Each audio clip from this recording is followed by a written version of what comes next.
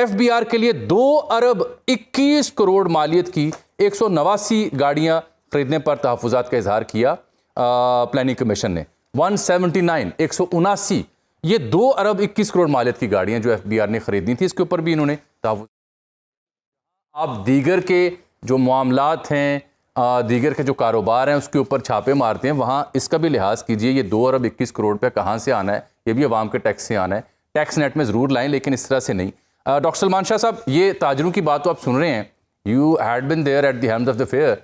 ये क्या मसला है? क्यों एफबीआर से मुतमिन नहीं हो पाता ताजर, और क्यों वो अदम इत्मीनान का, अदम एतमाद का इजहार करता है? देखिए, आई थिंक बड़ी कॉम्प्लेक्स प्रॉब्लम है। और जैसे अभी ये बता रहे थे कि प्रेसिडेंट मुशर्रफ के वक्त में जब हमने ये रिफॉर्म्स की थी तो सेल्फ असेसमेंट की स्कीम लेके आए थे और एफबीआर को एक किस्म का पाबंद कर दिया था कि वो हैरेसमेंट नहीं करेंगे।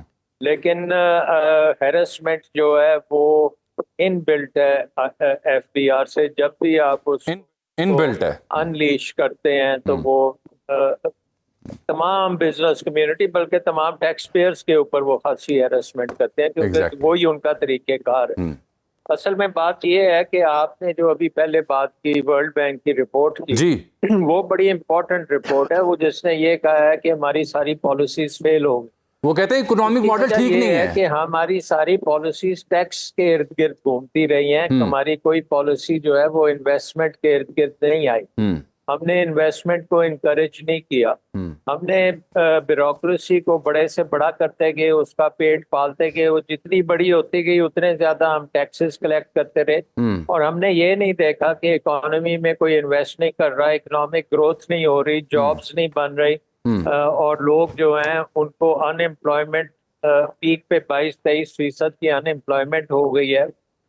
और उसके साथ साथ जब ये आपका एक क्राइसिस आया, बैलेंस ऑफ पेमेंट क्राइसिस, क्योंकि आप कर्जों के ऊपर भी ब्यूरोक्रेसी को पालते रहे, एक तरफ टैक्स दूसरी तरफ कर्जे, तो ये कॉम्बिनेशन जो है ये इन्वेस्टमेंट के लिए बहुत गलत थी। बिल्कुल, ये कॉम्बिनेशन बिल्कुल ठीक कह रहे हैं कि इस कॉम्बिनेशन के साथ तो इन्वेस्टमेंट नहीं आ सकती। बाहर से तो दूर की बात, मुकामी आ ही नहीं सकती। इसमें आपको बिल्कुल टैक्स को पीछे करना पड़ेगा। आपको देखिए, अब एक टैक्स देने में अगर इतना मुश्किल हो रहा है, जो इन्वेस्ट करेगा तो उसके इर्द गिर्द जो हैरेसमेंट होती है वो तो बेपनाह होती है ना। उसको तो ये हर किस्म की उसको बताना पड़ता है कि ये पैसा कहाँ से आया और क्यों आया और कब आया।